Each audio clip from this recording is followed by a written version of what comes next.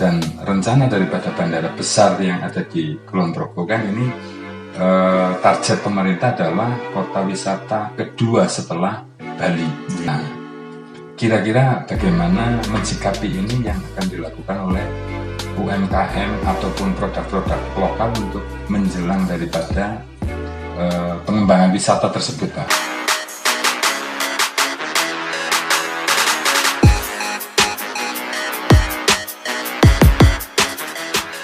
Ya, makasih Mas Toto. Ini saya dan Mas Toto kan sudah cukup lama kenal. Sedikit banyak pengen bertanya terkait dengan usaha kopi yang notabene Seplawan ini sudah bukan lagi nasional, bukan lagi lokal, tapi sudah mendunia ya Mas Toto. Berapa tahun atau mungkin produknya bagaimana untuk proses sejauh ini? Kita ini mula-mula kan tahun 2019 itulah yang membuat mata saya terbuka tentang kopi Projo ini. Dulu saat kita belajar di Australia itu, di sana saya mengenal kopi yang sesungguhnya ternyata kopi Jawa di sana dikenal. Nah, sementara Australia di Australia itu kita minum kopi yang termahal lah karena saya dibayarin di sana. Kita yang termahal. Akhirnya kita tanya, ini kopi dari mana, kok enak gitu. Dia bilang from Java. Jadi kopi dari Jawa. Jadi dari Jawa. Baru di situ saya berniat untuk kenapa, ada apa dengan kopi Purworejo, kenapa kok kita tidak ada di peta. Artinya di peta cita rasa itu tidak ada. Sementara di depan rumah saya, di kiri kanan rumah saya, di kali kesini kan banyak sekali kebun-kebun kopi itu ya. Dan kenapa harganya murah?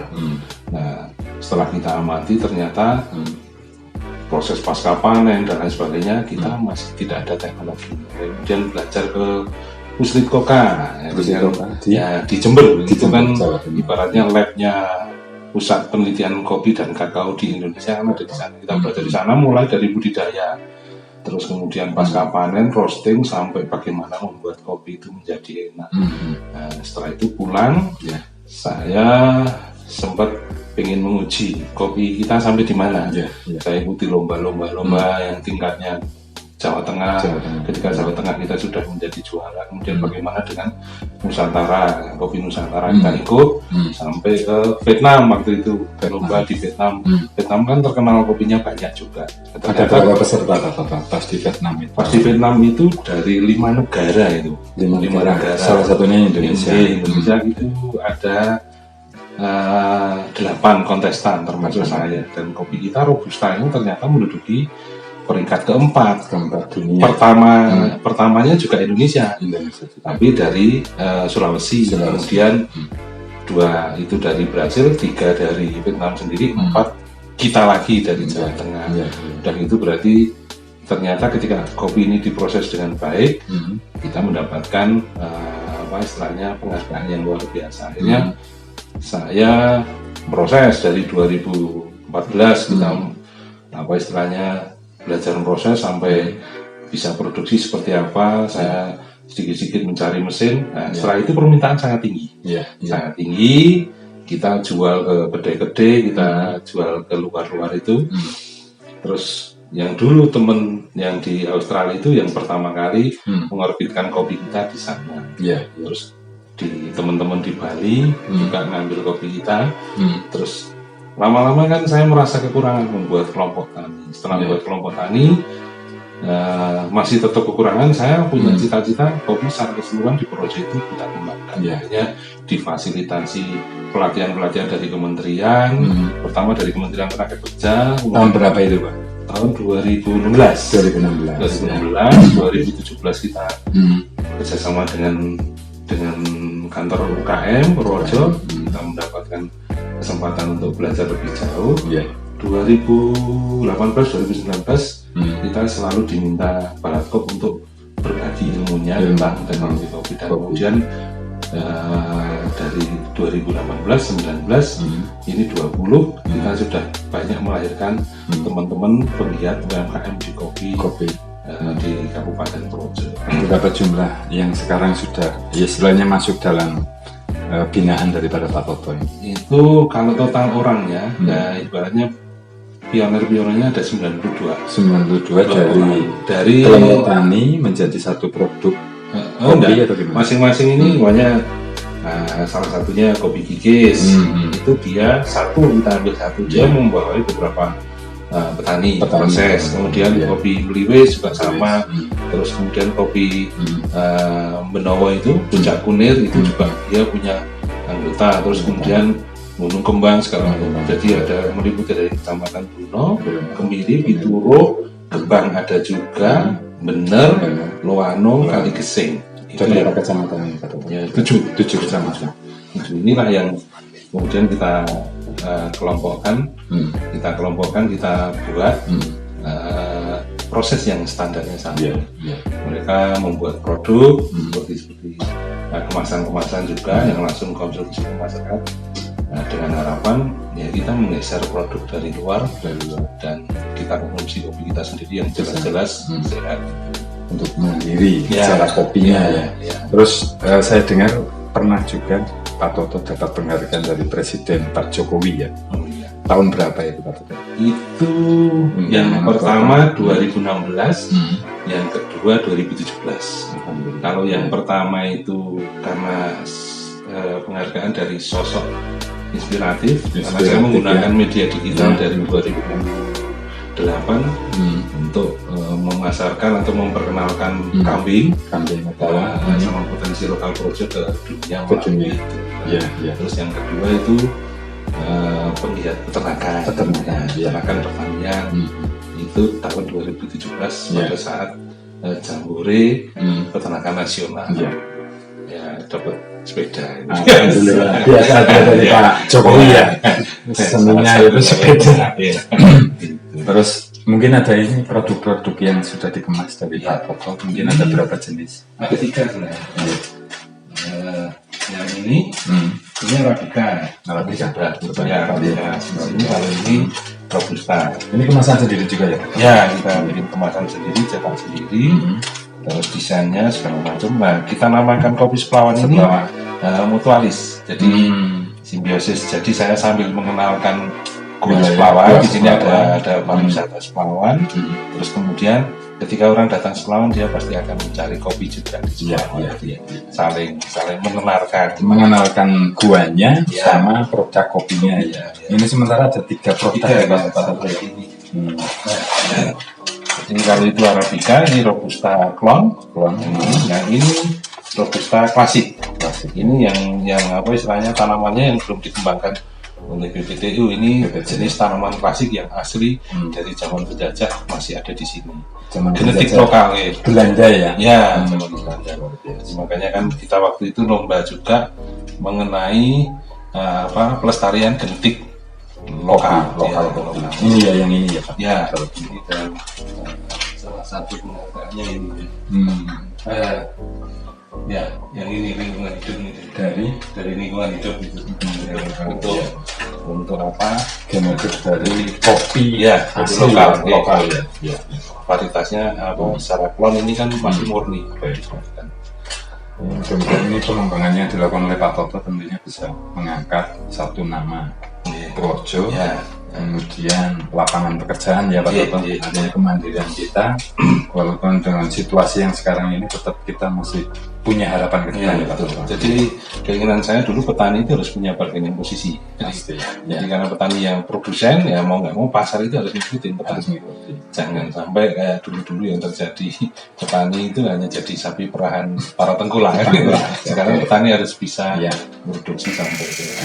Terus harapan ke depan Pak Toto nanti terkait dengan pengembangan yang sudah dilakukan oleh Pak Toto, harapannya bagaimana untuk produk-produk daripada kopi lokal Pak Toto? Mungkin kopi lokal maupun produk-produk lain Pak. Jadi kita butuh sentuhan kebijakan, kebijakan dari birokrat maupun pokoknya dari legislatif dan eksekutif untuk kebijakan agar ibaratnya termanfaatkan dengan baik. Jadi masyarakat ini kembali bisa berjaya dengan hasil bumi yang ada karena bisa dinikmati oleh masyarakat kita sendiri.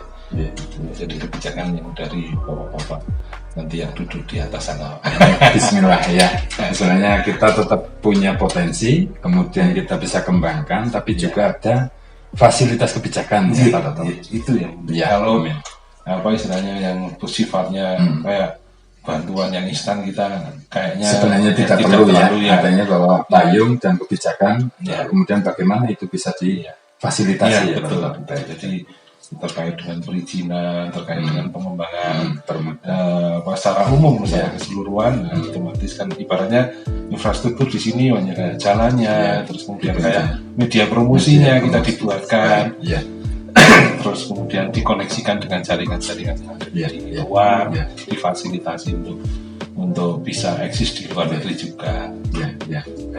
Tentunya itu nanti bersinergis ya Pak Toto. Artinya kemudian kita boleh tanya nggak untuk lisensi daripada produk misalnya tadi disebutkan 7 kecamatan, masing-masing mungkin punya satu lisensi atau nama untuk membawa. Tadi disebutkan Seplawan Kaligesing membawa satu objek wisata Gua Seplawan, berarti membawa nama Kaligesing. Kemudian ada Pituru, mungkin nanti Pituru juga sama. Di sana ada satu objek wisata yang bagus. Dan karena kita juga nanti ke depan akan lebih menghadapi yang namanya Mangkupurwo ya Pak. Mangkupurwo itu adalah Magelang, Purworejo, Kulon Progo. Dan rencana daripada bandara besar yang ada di Kulon Progo kan ini target pemerintah adalah kota wisata kedua setelah Bali. Nah, kira-kira bagaimana mensikapi ini yang akan dilakukan oleh UMKM ataupun produk-produk lokal untuk menjelang daripada pengembangan wisata tersebut Pak Toto? Mungkin ada masukan dari Pak Toto terkait dengan 7 kecamatan, tentunya ada produk kopi, ada tempat wisata. Sekiranya apa yang menjadi masukan bagi kita?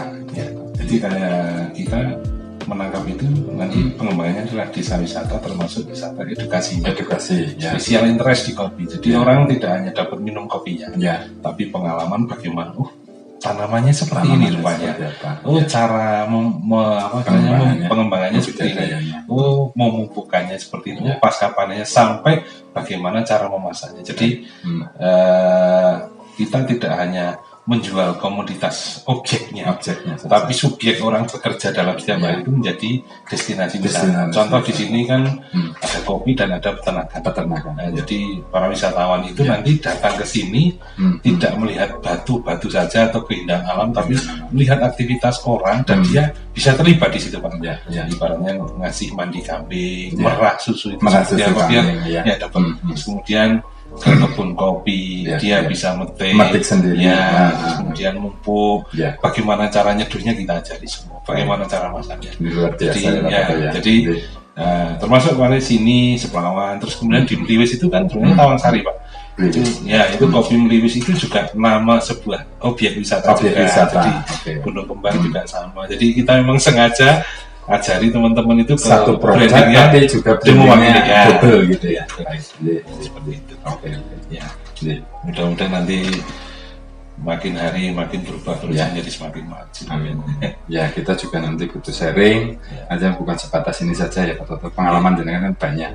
Tentunya besok kita regulasinya tentu ke depan lebih baik. Jelas pasti kita harus punya harapan bahwa kita punya anak keturunan, tentunya kita juga harapan Purworejo itu tetap sampai dengan anak turun kita juga dedikasi kita untuk anak cucu. Amin. Ya, terusnya begitu.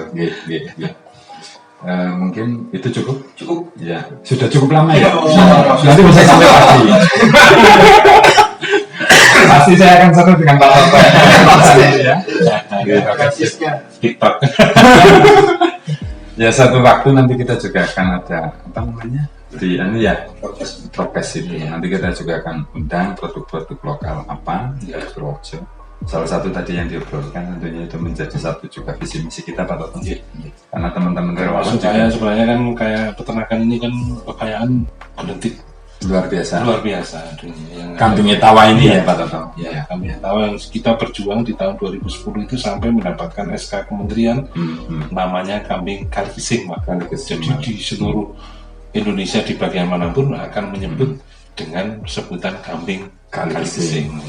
Walaupun itu etawa ya. Iya. Itu genetik yang super tadi yang sempat diceritakan tetap harus dikunci sebagai kekayaan budaya kita. Insya Allah lah nanti bareng-bareng kita rumuskan ya Pak Toto ya. Itu kan kekayaan intelektual genetik. Wah, iya. Jadi Sang Putra itu anak kan bapaknya kuliahnya gimana? Apakah jualan kopi atau mau kuliah? Ini masih bingung Pak. Iya. Jadi keterima di UNN ya dengan Y, ya di Unsur juga keterima. Ini masih nunggu, pokoknya kalau UGM-nya nanti keterima ya mending UGM, tapi kalau enggak ya wis UNS wae, apa UNI aja. Sementara itu ya. Saya harus salaman apa bagaimana? Oke, closing. Mau tanya harga? Teman-teman mari minum kopi berkualitas agar pola pikir kita berkualitas. Dengan cerdas, Gua Semlawan membawa nama Gua Semlawan, Kaligesing dan Purworejo. Kemandiran produk dari beliau Pak Toto. Oke.